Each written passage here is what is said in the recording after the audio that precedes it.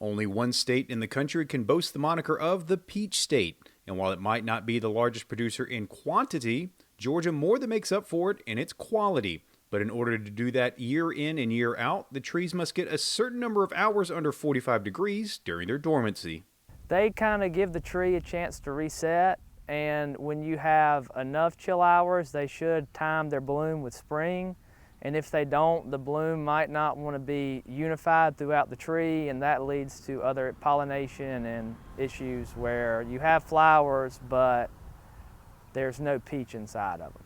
And this year, each one of the varieties received the proper number of chill hours. However, it didn't come without a little bit of hand-wringing, as a late cold spell during January just barely made up for the warm start to the winter. So far, we are pruning the trees, and they are coming along on schedule. You're starting to see a few blooms with this warmer weather, but with a cold January, we were able to get enough chill to set the crop. We cut it, our highest chill's around 850 chill hours, and we were right above that. So everything's looking good, but it didn't have a lot of margin for error.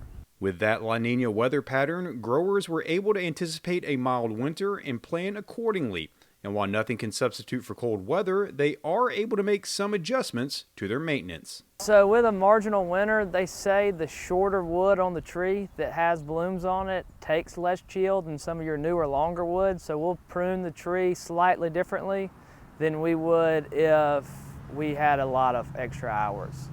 All that hard work has paid off, as this year's crop is now on schedule. But that doesn't mean the growers aren't on constant lookout for a late freeze. Now we're trying to get the trees. These trees have already been pruned, but taking it down to where you'll have a correct number of peaches depending on the variety and the land, so that they'll have good size and good quality.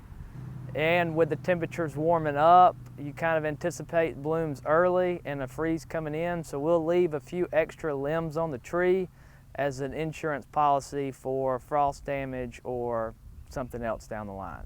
Despite all the hard work and worrying, it's a process these growers have come to love, as they dedicate their lives to providing the highest quality fruit to the public.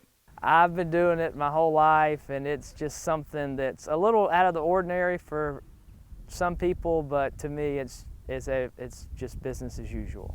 Reporting from Peach County, I'm Damon Jones for the Farm Monitor.